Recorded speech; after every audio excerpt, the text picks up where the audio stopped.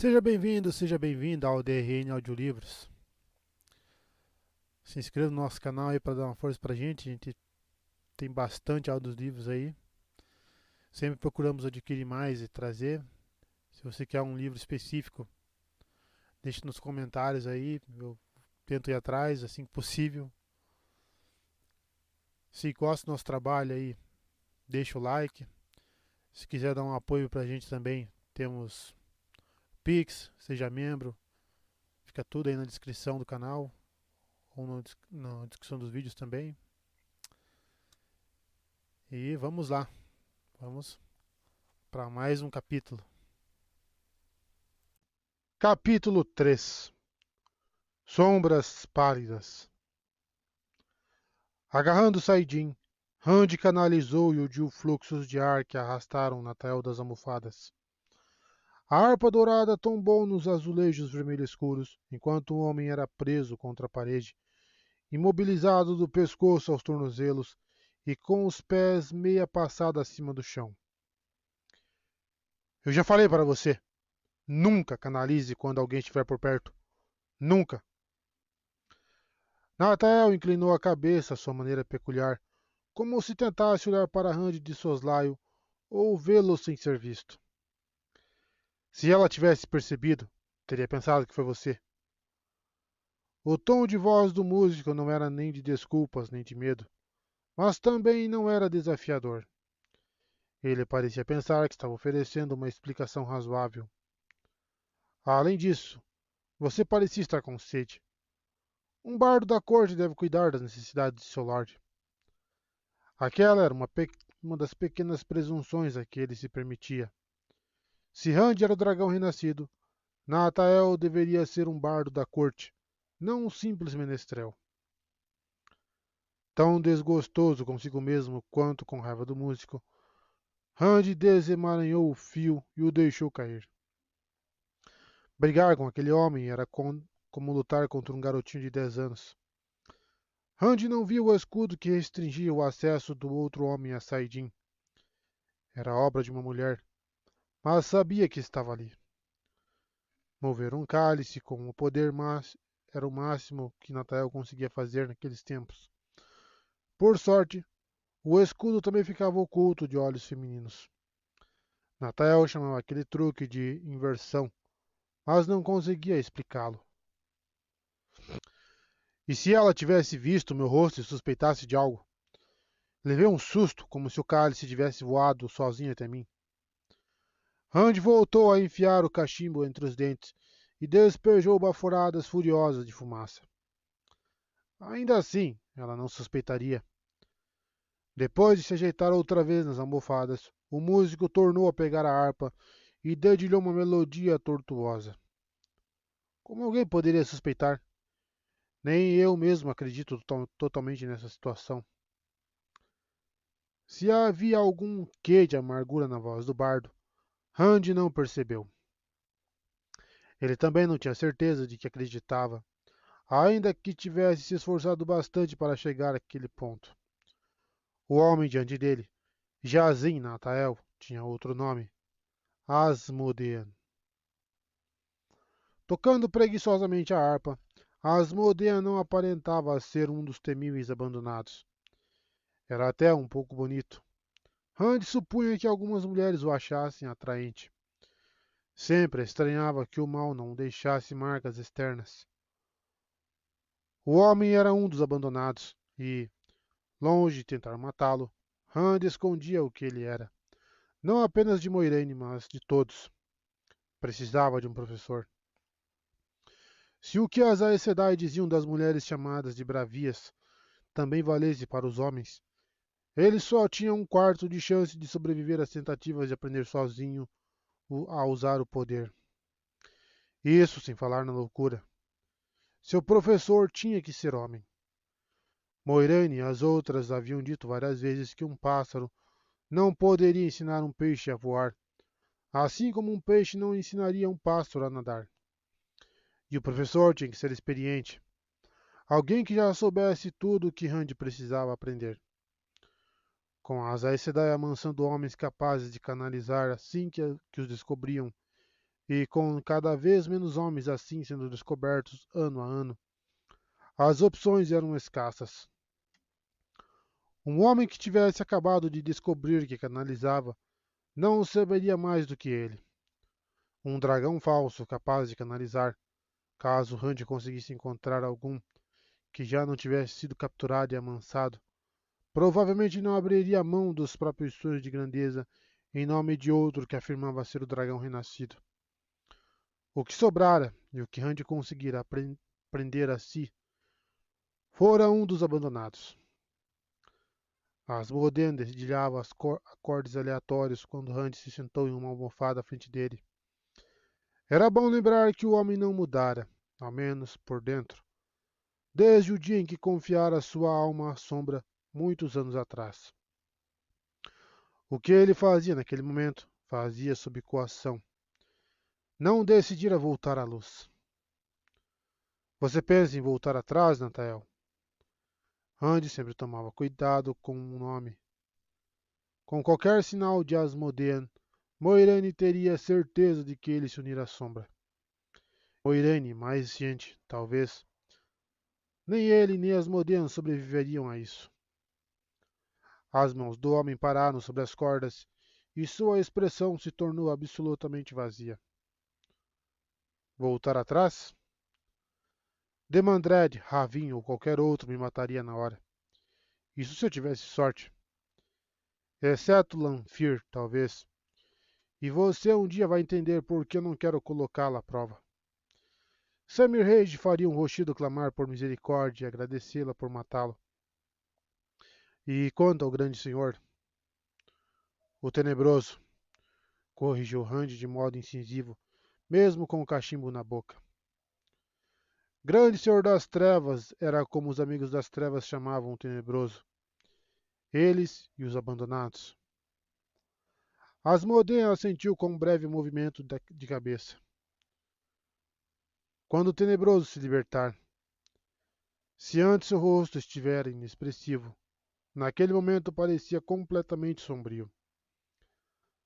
Basta dizer que prefiro ir atrás de Semir Rage e me entregar a ela do que enfrentar o castigo do tenebroso por traição. Ainda bem que você está aqui para me ensinar, então. Uma música pesarosa, que expressava perdas e lágrimas, começou a fluir da harpa. É a Marcha da Morte, explicou Asmodean, nomeando a canção.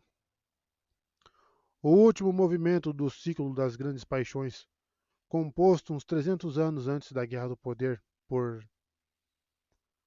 Você não está sendo um bom professor, interrompeu Hunt. O melhor que se poderia esperar, dadas as circunstâncias. Agora, você consegue agarrar Saidin sempre que tenta e distingue um fluxo do outro. Você sabe se proteger e o poder obedece aos seus comandos. Ele parou de tocar e, sem olhar para Randy, franziu o senho. Acha que Lanfear realmente pretendia que eu lhe ensinasse tudo? Se ela quisesse isso, teria forjado um modo de ficar por perto para poder nos unir. Ela quer você vivo, Leusterin, mas, desta vez, pretende ser a mais forte. Não me chame assim, disparou Randy, mas Asmodean nem pareceu escutar. Se isso tiver sido um plano de vocês dois, me prender assim. Randy sentiu uma mudança em Asmodean, como se o abandonado estivesse testando o escudo que Lanfear tecera ao redor dele. Mulheres capazes de canalizar viam um brilho em torno de outra mulher que tocava um saidar e sentiam claramente que ela estava canalizando. Mas Randy nunca enxergava nada ao redor de Asmodean e sentia muito pouco. Se tramaram isso juntos. Então você permitiu que ela o passasse para trás em vários níveis. Já lhe disse que não sou um bom professor, menos ainda sem um vínculo. Vocês planejaram isso juntos, não foi? O homem lançou um olhar de soslaio para Randy, mas ainda intenso. O que você lembra sobre ser Leusterin? Lanfear disse que você não se lembrava de nada, mas ela seria capaz de mentir para o próprio tenebroso. Ela falou a verdade desta vez. Sentado em uma das almofadas, Randy canalizou e trouxe para si um dos cálices de prata em que os chefes de clãs não tinham bebido. Mesmo um breve toque em Saidin era um êxtase e um castigo. Era difícil largar. Não queria falar sobre Liusterin. Estava cansado das pessoas pensando que ele era Liusterin. O fornilho do cachimbo ficava bem quente após tantas baforadas.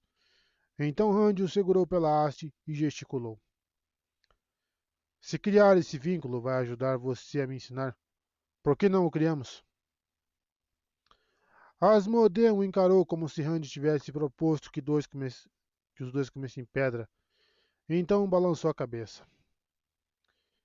Eu vivo esquecendo o quanto você ainda não sabe. Não tem como. Não sem uma mulher se unindo a nós. Você poderia pedir a Moiraine, suponho, ou para a garota Egwene.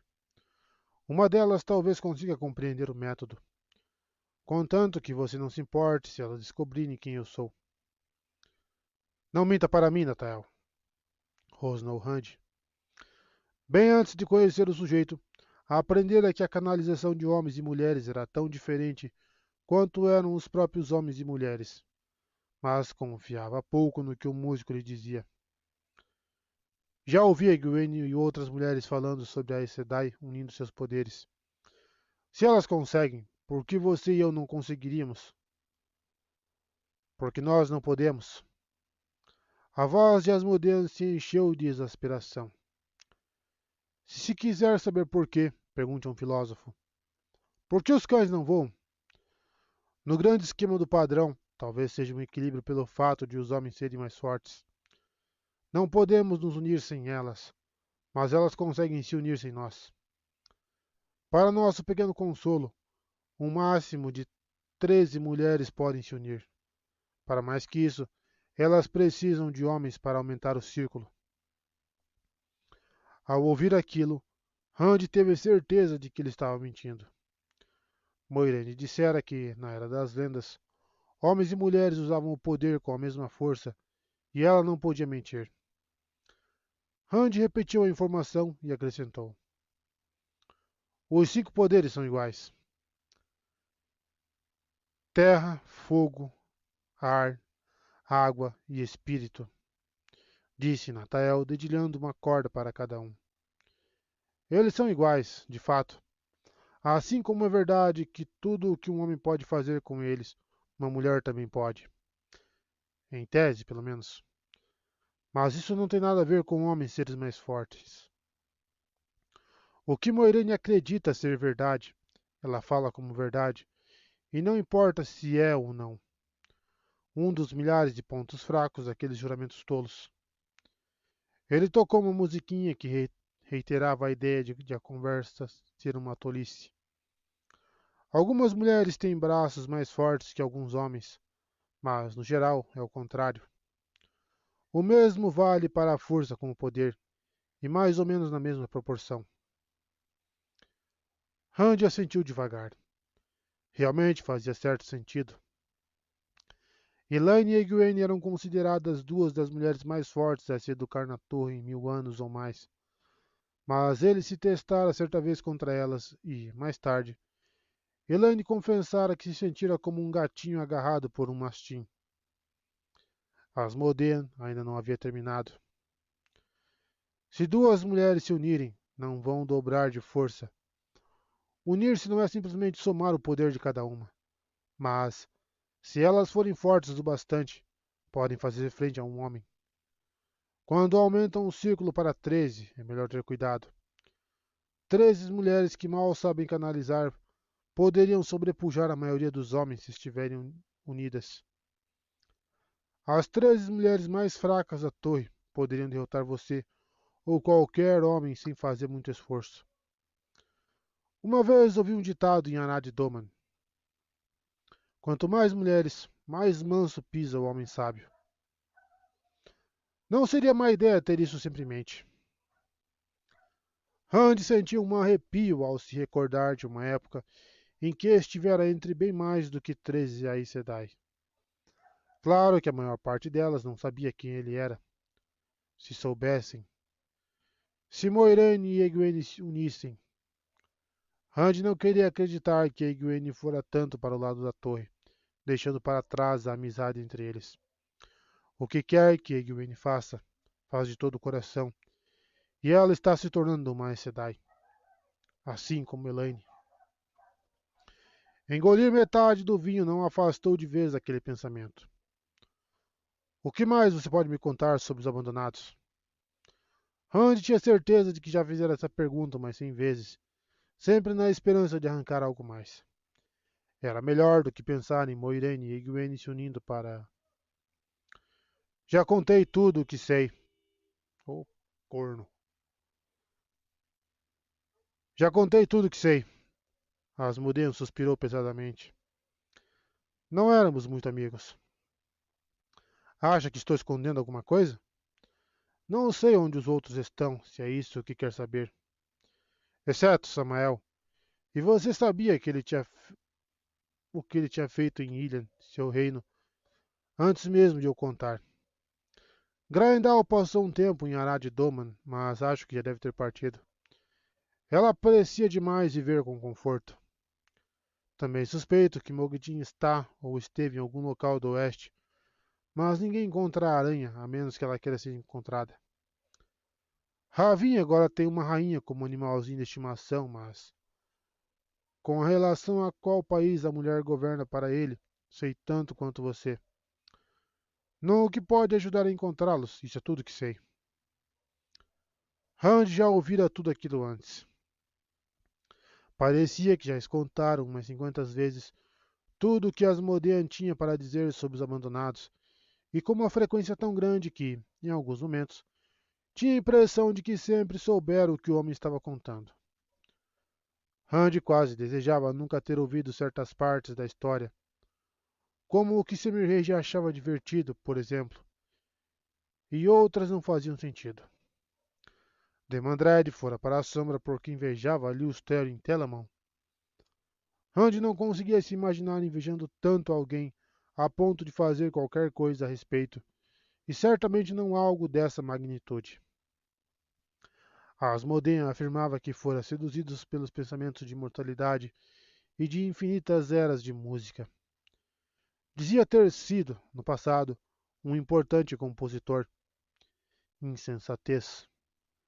Mesmo assim, naquele monte de informações de fazer gelar o sangue, poderia estar a chave para sobreviver a Tarmon-Gaidon. Apesar do que dissera Moiraine, Rand sabia que teria que enfrentar os abandonados na última batalha, se não antes. Esvaziou o cálice e o pousou nos azulejos do chão. O vinho não inebriaria a verdade. A cortina de contas tilintou, e Rand olhou por cima do ombro no instante em que Gai e Shain entravam em silêncio, trajando os robes brancos. Enquanto alguns começaram a recolher as comidas e bebidas que haviam sido servidas para ele e os chefes de clãs, um Gai Shain do sexo masculino levou à mesa uma grande bandeja de prata. Nela havia pratos cobertos, uma xícara de prata e 2 grandes jarros de cerâmica com listras verdes. Um continha vinho e o outro água. Uma mulher Garchaim trouxe uma lamparina dourada já acesa e a posicionou bem ao lado da bandeja. Pelas janelas, via-se que o céu começava a se atingir do vermelho amarelado do pôr do sol. No curto intervalo entre o assar e o congelar, o clima ficava bastante agradável. Conforme os Garchaim foram saindo, Rand se levantou, mas não foi logo até a mesa. O que acha das minhas chances quando chegar o dia da última batalha, Natael? Asmodean hesitou, puxando de trás das almofadas os cobertores de lã com listras vermelhas e azuis, e olhou para Rand de sua maneira peculiar, a cabeça inclinada para o lado. Você encontrou uma coisa na esplanada, no dia em que nós nos conhecemos. Esqueça isso, advertiu Rand com rispidez. Haviam sido duas coisas, não uma. Seja como for, eu já a destruí. Rand achou que os ombros de Asmodean se encurvaram um pouco. Então, o tenebroso vai comer você vivo. Quanto a mim, pretendo rasgar as veias assim que souber que ele se libertou, se eu tiver chance. Melhor uma morte rápida do que qualquer outra que eu possa encontrar por aí. Ele jogou os cobertores de lado e encarou o nada melancólico. Melhor do que enlouquecer, com certeza. Estou tão sujeito a isso quanto você a partir de agora. Você quebrou os elos que me protegiam. Não havia amargura em sua voz, apenas desesperança. E se houvesse outra maneira de se proteger da mácula? Conjecturou Rand. E se, de alguma forma, ela pudesse ser removida? Você ainda se mataria? A gargalhada sonora de Asmodean foi absolutamente ácida. Que a sombra me consuma. Mas você deve mesmo estar começando a achar que é o próprio Criador. Estamos mortos, nós dois. Mortos. Está tão cego de orgulho que não consegue ver? Ou é só mesmo estúpido, seu pastorzinho idiota? Rand recusou-se a ceder. Então por que não acaba logo com isso? Perguntou entre dentes. Não fui cego bastante para deixar de ver o que você e Lanfear estavam tramando. Não fui estúpido bastante para não conseguir enganá-la e armar uma cilada para você. Se não existe esperança, e não há chance alguma nem a menor possível, então por que ainda está vivo? Ainda sem encará-lo, Asmodean esfregou a lateral do nariz. Certa vez, vi um homem pendurado em um penhasco. Começou, demorando-se nas palavras. A borda da rocha estava ruindo sob seus dedos, e a única coisa que havia perto para ele se agarrar era um tufo de grama, umas poucas folhas compridas cujas raízes mal se prendiam ao chão.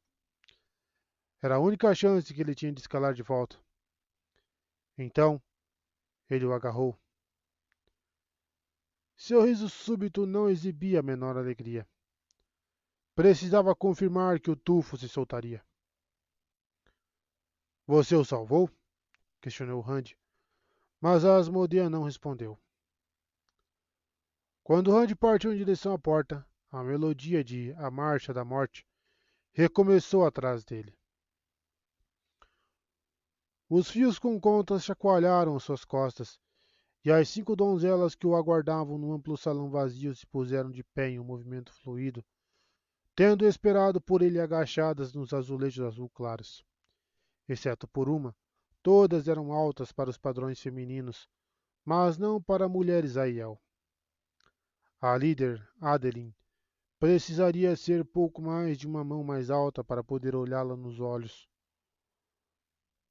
A única que destoava, uma ruiva ardente chamada Enaila, não era mais alta que Gwen e se sentia extremamente incomodada por ser tão baixa. Tais como os chefes de clãs, os olhos das mulheres eram azuis, cinzentos ou verdes, e os cabelos castanhos claros, louros ou ruivos, eram mantidos curtos, exceto por um rabo de cavalo que lhes cobria a nuca. Aljavas cheias contrabalançavam as facas de lâmina comprida em suas cinturas, e todas tinham as costas arcos de chifre devidamente cobertos. Cada mulher portava 3 ou 4 lanças curtas de ponta longa e um broquel redondo de couro de touro. Mulheres Aiel que não desejavam lares ou filhos tinham a própria sociedade guerreira. Fardaresmai, as donzelas da lança. Rand cumprimentou-as, curvando-se de leve, o que as fez sorrir. Aquele não era um costume Aiel, pelo menos não da maneira como o haviam ensinado a fazer. Vejo você, Adeline, disse ele. Onde está Juinde? Pensei que estivesse com você mais cedo. Ela adoeceu? Vejo você, Rand Altor, respondeu a mulher. Os cabelos loiros bem claros pareciam ainda mais pálidos ao emoldurar o rosto bronzeado, que tinha uma grande cicatriz branca rasgando uma das bochechas. De certa forma, adoeceu, sim. Ela passou o dia inteiro falando sozinha e, há menos de uma hora, foi depositar uma grinalda nupcial aos pés de Garan, dos Goshen Girard. Algumas das outras mulheres balançaram a cabeça, já que casar significava abrir mão da lança. Amanhã é o último dia dele como Gaishain dela. Joinde é uma chará de pedra negra, destacou Adeline. E aquilo era digno de destaque. Casamentos entre homens e mulheres que tinham servido como Gaishain eram frequentes, mas era muito raro que acontecesse entre clãs com rixas de sangue, mesmo que as rixas estivessem em trégua. É uma doença que está se espalhando, afirmou Enaila de modo acalorado. Sua voz costumava ser tão ardente quanto seus cabelos. Desde que chegamos a Ruíden, uma ou duas donzelas por dia fazem pedidos de casamento. Randy anuiu com um gesto que ele esperava ser recebido com simpatia pelas mulheres. A culpa era dele. Se contasse a elas, não sabia quantas ainda se arriscariam a ficar perto dele. Todas, provavelmente. A, hon a honra as manteria ali, e elas eram tão destemidas quanto os chefes de clã. Pelo menos eram só casamentos, até aquele instante. Mesmo as donzelas achariam melhor se casar do que passar pelo que algumas passaram. Talvez ainda passassem. Fico pronto em um minuto, disse Randy. Vamos esperar com toda a paciência, respondeu Adeline. Mas não parecia muito paciente. Ali, de pé, todas pareciam prestes a se mover. Ele realmente só precisou de um instante para fazer o que queria, que era urdir fluxos de espírito e fogo em torno do aposento e amarrá-los para que se mantivessem sozinhos. Qualquer pessoa poderia entrar ou sair, exceto um homem capaz de canalizar. Para ele, ou para Asmodeen, cruzar aquela porta seria como atravessar uma parede maciça de chamas. Descobrir aquela urdidura, e o fato de que Asmodeen, bloqueado, era fraco demais para canalizar sua passagem por ela, por acaso. Era improvável que alguém questionasse os atos de um menestrel, mas, se acontecesse, Jazin Natael optara simplesmente por dormir o mais longe possível de qualquer Aiel em Ruiden. Aquela era uma escolha que, ao menos, era vista com compreensão pelos condutores e guardas de Hadnan Kaderi. Além disso, desse jeito, Randy sabia exatamente onde o homem estava durante a noite. As donzelas não lhe fizeram perguntas. Ele se virou.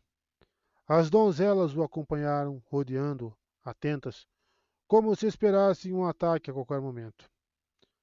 Asmodee ainda tocava na harpa suas lamentações.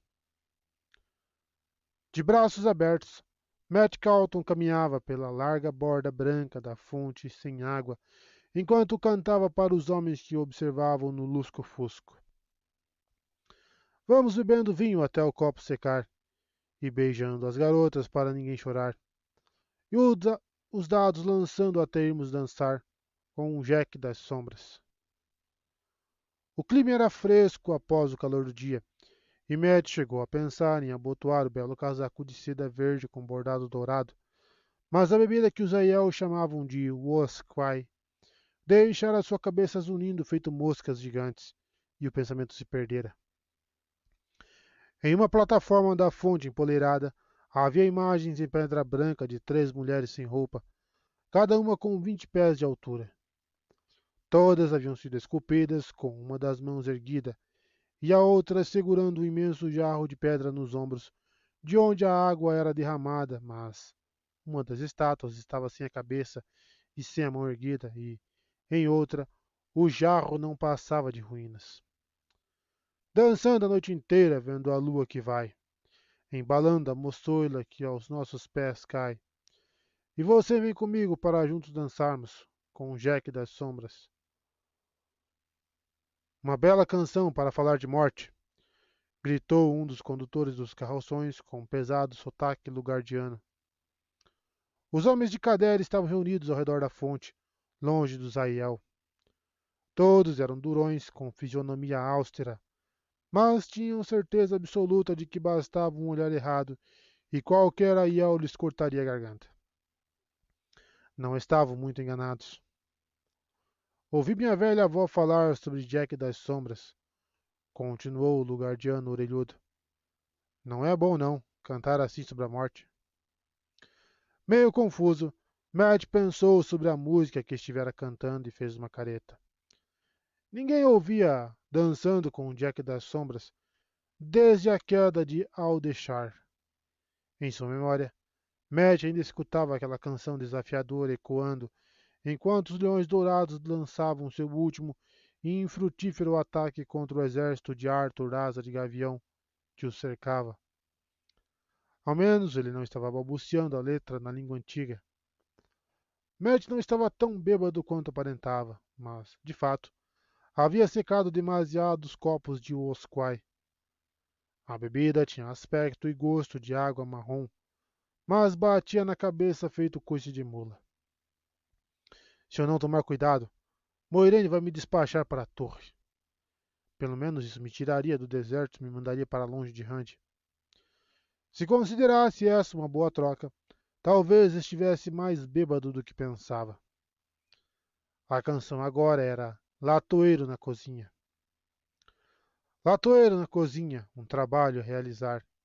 A patroa lá em cima em um roube azul a rodar. Ela dança nas escadas, livremente a imaginar. Latoeiro, ó latoeiro, uma panela a consertar. Alguns dos empregados de Cadere se juntaram à cantoria enquanto Matt voltava, dançando, ao ponto de onde começara. Uzaiel, não.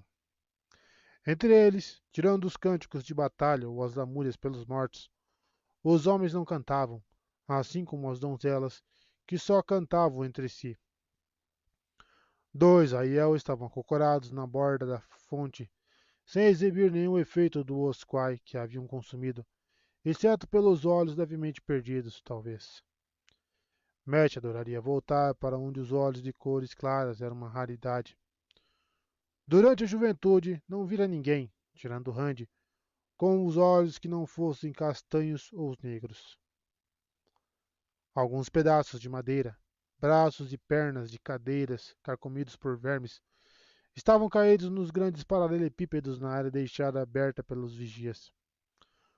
Um vaso de barro vermelho jazia vazio estava ao lado da borda da fonte, assim como outro que ainda continha o osquai, além de um copo de prata.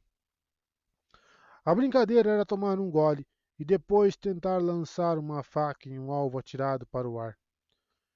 Nenhum dos funcionários de Cadere e poucos Aiel jogavam dados contra Matt, não com ele ganhando tanto quanto ganhava. E ninguém ali jogava cartas. Supunha-se que com o lançamento de facas o resultado seria outro, especialmente depois de todo aquele osquai.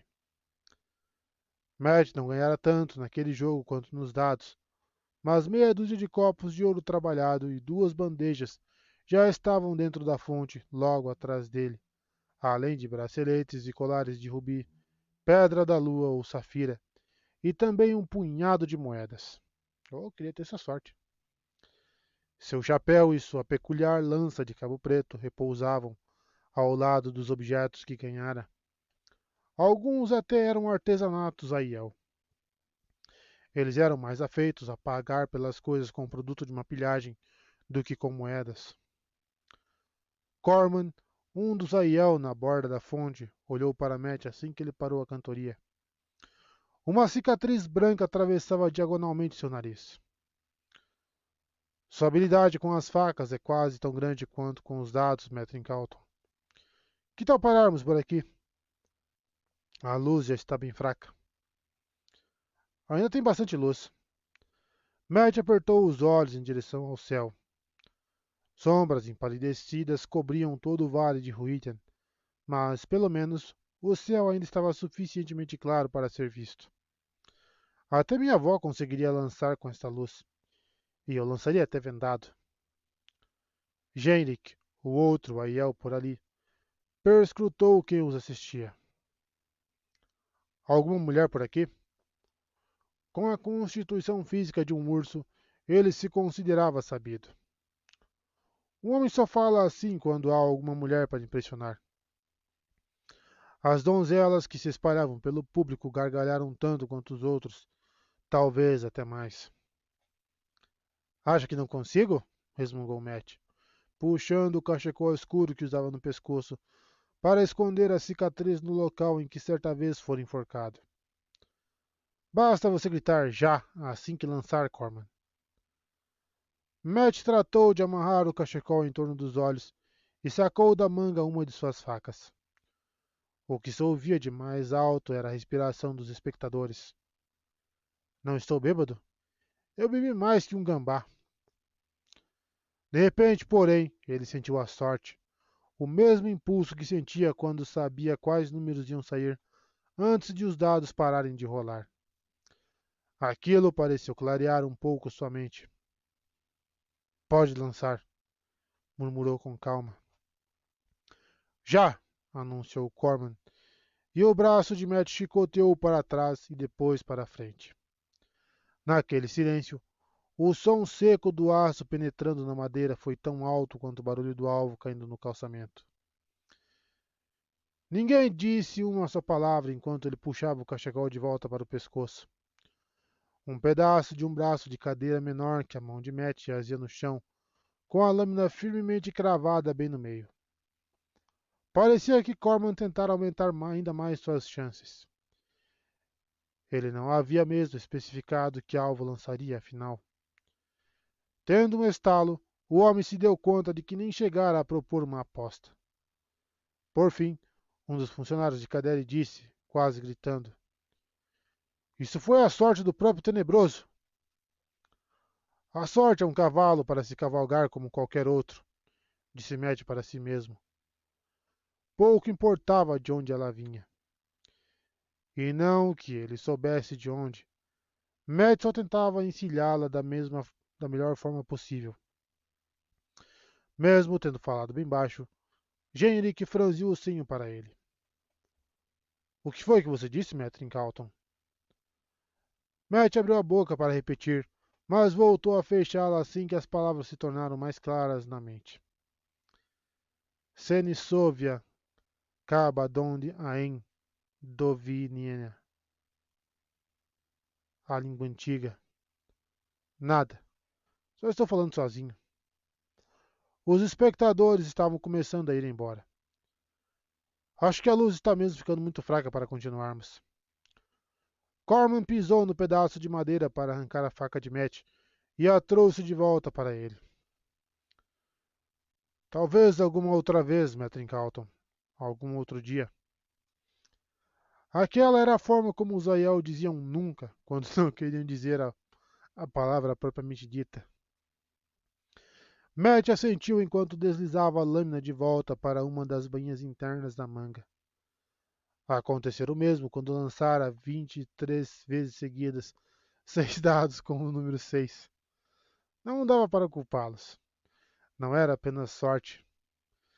Com uma pitada de inveja, notou que nenhum dos dois Aiel dava a menor pinta de cambalear enquanto se misturava à multidão que partia. Passou a mão pelo cabelo e se deixou cair sentado na borda da fonte. As memórias que um dia lhe atravancaram a cabeça feito uvas passas em um bolo, agora se misturavam às suas próprias. Parte de sua mente sabia que nascera em dois rios, 20 anos antes, mas também se lembrava com clareza de ter liderado o ataque pelos flancos que derrotara os Trollocs em Maigand, de dançar na corte de Tarmandevin e de mais centenas ou milhares de situações. Batalhas, na maioria. Lembrava-se de ter morrido mais vezes do que queria pensar. Já não havia emendas entre cada uma dessas vidas. A menos que se concentrasse, Matt não conseguia diferenciar suas memórias das demais. Pegou o chapéu atrás de si, o enfiou na cabeça. Depois aninhou a estranha lança sobre os joelhos. Diferentemente de uma lança comum, aquela tinha o que aparentava ser uma lâmina de espada de 2 pés entalhada com um par de corvos. Lã dissera que aquela lâmina fora feita com um poder único durante a Guerra da Sombra, a guerra do poder. Segundo o guardião, ela nunca precisaria ser afiada e jamais se quebraria. Matt não colocaria isso à prova, a menos que fosse necessário. A arma poderia até ter aguentado 3.000 anos, mas ele confiava muito pouco no poder. Havia letras cursivas ao longo do cabo negro, pontuadas em cada extremidade por outro corvo incrustado com algum metal ainda mais escuro que a madeira. Tudo na língua antiga, mas, àquela altura, claro que Matt conseguia ler. Eis o que foi acordado, tratado, saído a contento. O pensamento é a flecha do tempo. A lembrança jamais se apaga. O que foi pedido está dado. O preço assim se paga. Descendo a ampla rua a meia milha de distância, havia uma praça que, na maioria das cidades, seria considerada grande. O dia já se encerrara para os comerciantes Aiel, mas os pavilhões ainda estavam de pé, construídos com a mesma lã marrom acinzentada usada nas tendas. Centenas deles haviam vindo a Ruídian de todos os rincões do deserto para constituir a maior feira já vista pelos Aiel, e outros mais chegavam a cada dia. Os comerciantes haviam sido os primeiros a fixar residência naquela cidade. Matt não fazia questão de olhar para o outro lado, em direção à grande esplanada. Conseguia ver as silhuetas dos carroções de Cadere, que aguardavam mais carregamentos no dia seguinte. O que parecia ser um batente de porta retorcido de pedra vermelha fora erguido naquela tarde a um dos carroções. Moiraine garantira que o objeto fosse firmemente amarrado do jeitinho que queria. Matt não fazia ideia de quanto Moiraine sabia sobre aquele batente e não pensava em perguntar. Era melhor ela esquecer que ele estava vivo, ainda que as chances disso fossem pequenas. Porém, o que quer que a mulher soubesse, Matt tinha certeza de que ele sabia mais. Passara por aquele portal, um tolo em busca de resposta. Em vez disso, o que conseguiu foi encher a cabeça com memórias de outros homens. Homens mortos. Matt apertou o cachecol em torno do pescoço. E duas outras coisas. Um medalhão de prata com uma cabeça de raposa que ele usava por baixo da camisa e a arma atravessada sobre os joelhos. Recompensa pequena. Passou os dedos pelos escritos devagar. A memória nunca se esvai. Aquelas pessoas do outro lado do portal tinham um senso de humor perfeito para os Aiel. Você sempre acerta? Matt virou a cabeça para observar a donzela que acabara de se sentar a seu lado. Era alta até para os padrões Aiel, talvez mais alta que ele. Os cabelos pareciam fios de ouro, e os olhos tinham a cor de um céu matinal bem límpido. Talvez fosse mais velha que Matt, uns 10 anos, mas aquilo nunca o incomodara. Só que se tratava de uma farda Aresmai. Sou Melindra, do ramo Jumai. Você sempre acerta? Matt deu-se conta de que ela se referia ao lançamento da faca. A mulher lhe disse era seu ramo, mas não o clã. Os Aiel nunca faziam isso, a menos que... Ela devia ser uma das donzelas Shaido que tinham vindo se juntar a Rand. Matt não entendia exatamente como as sociedades funcionavam, mas, com relação aos Shaido, lembrava-se muito bem de que haviam tentado enfiar lanças nele.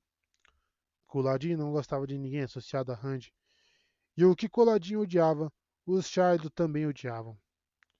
Por outro lado, Melindra viera a Ruiden, uma donzela, mas sorria para ele, e seu olhar trazia um brilho convidativo. Na maioria das vezes, respondeu Matt com honestidade. Mesmo quando não a sentia, sua sorte era boa. Se sentisse, era perfeita. Melindra deu uma risada e seu sorriso se abriu, como se pensasse que ele estava se gabando. As mulheres pareciam tirar suas conclusões sobre se alguém estava mentindo ou não, sem nem analisar as evidências. Em contrapartida, se gostassem de se alguém ou não davam a mínima para a mentira, ou decidiam que até a mais cabeluda delas era verdade. Hum. As donzelas podiam ser perigosas, independentemente do clã. Qualquer mulher podia, na verdade, e ele aprendera isso por si mesmo. No entanto, o olhar de Melindra definitivamente não era neutro.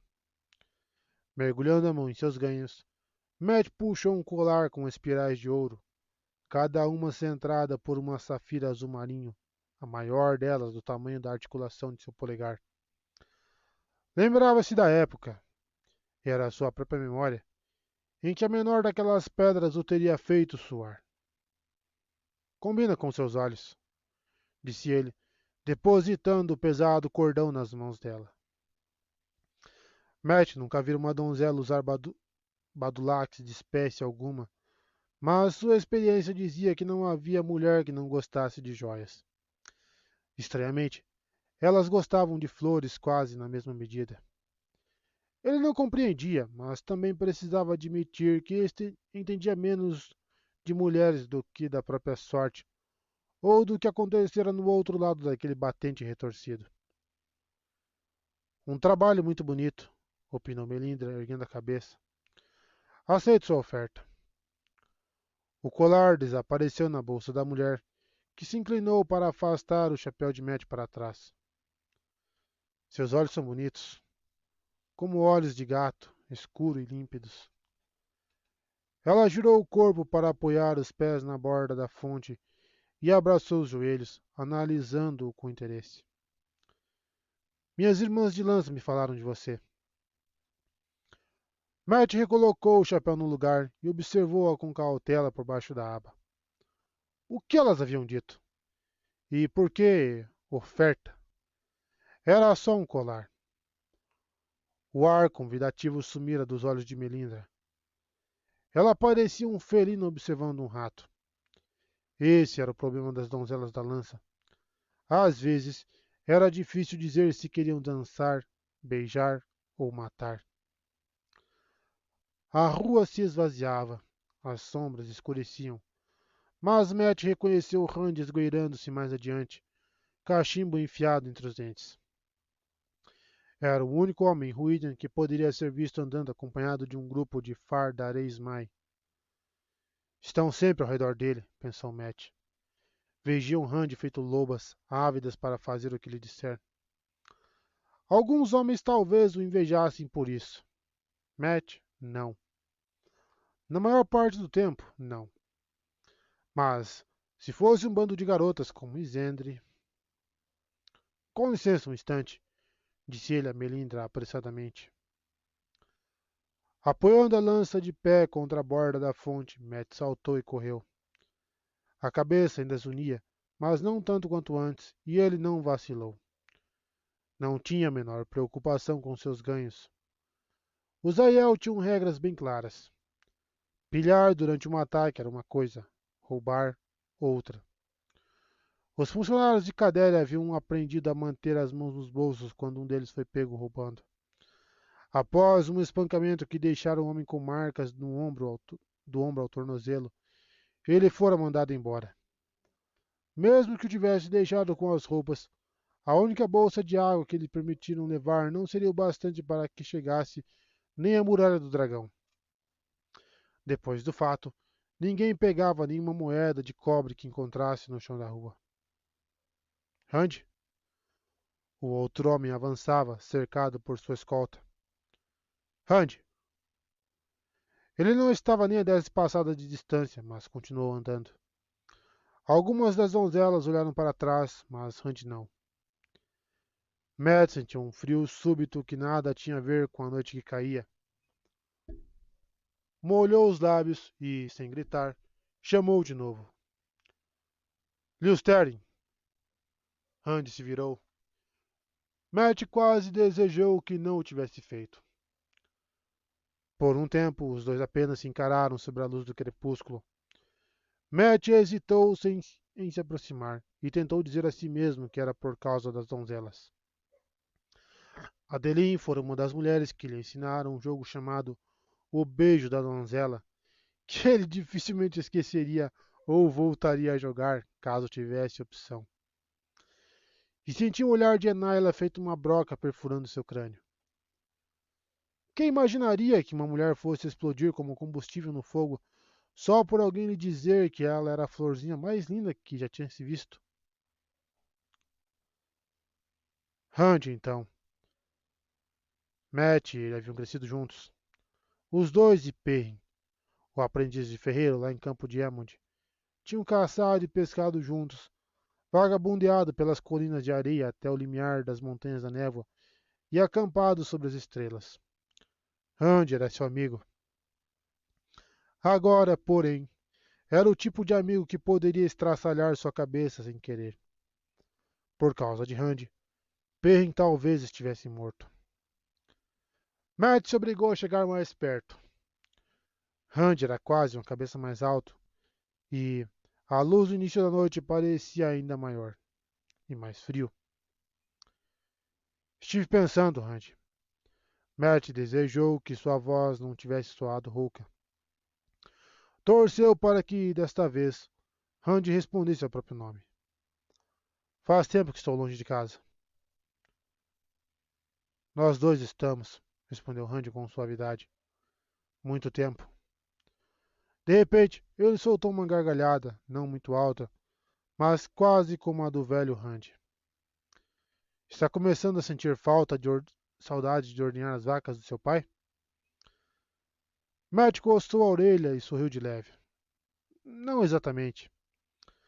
Se nunca mais visse o interior de um estábulo, não ficaria triste. Mas estive pensando que, quando os carroções de Cadere partirem, talvez eu vá junto. Randy fez silêncio. Quando voltou a falar, o breve lampejo de alegria tinha se extinguido. Vai viajar para Tarvalon? Foi a vez de Matt hesitar. Ele não me entregaria a Moiraine, entregaria? Talvez, respondeu Matt despreocupado. Não sei. É lá que Moiraine vai me querer. Talvez surja uma oportunidade para eu voltar a Dois Rios. Quero ver se tudo está bem em casa. Ver se Perrin está vivo. Ver se minhas irmãs, a mãe e o pai estão vivos. Todos nós temos que fazer o que é preciso, Matt. Quase nunca o que queremos, e sim o que é preciso. Para Matt, aquilo soou como uma desculpa, como se Randy estivesse pedindo a compreensão dele. Matt, porém, já fizera algumas vezes o que era preciso. Não posso culpá-lo, Perrin, não sozinho. Não posso culpá-lo por Perrin, não sozinho. Nenhum desgraçado me forçou a ir atrás de Randy feito um maldito cãozinho. Mas aquilo também não era verdade. Ele fora forçado, só que não por Randy. Você não vai me impedir de ir? Eu não tento lhe dizer para ir ou ficar, Matt, explicou Randy, suando cansado. É a roda que tece o padrão, não eu. E a roda tece conforme deseja. Falando exatamente como uma maldita Aes Sedai. Já se virando para ir embora, Randy acrescentou. Não confie em Kaderi, Matt. De certo modo, ele é um dos homens mais perigosos que você já conheceu. Não confie nele nem um pouco, ou pode acabar com a garganta cortada, e você e eu seríamos os únicos a lamentar isso. Então ele desceu a rua cada vez mais escura, e as donzelas o cercando feito lobos furtivos. Matthew observou. Confiar no mercador? Eu não confiaria em Kaderi nem que ele estivesse amarrado a uma saca. Então Randy não tecia o padrão, mas chegava perto. Muito antes de qualquer um deles tomar conhecimento de que as profecias lhe diziam respeito, souberam que Randy era Taverém, um dos raros indivíduos que, em vez de serem tecidos ao padrão por bem ou por mal, forçavam o padrão a se moldar em torno deles. Matt sabia o que era ser Taverém. Ele mesmo era um, ainda que não tão forte quanto Randy.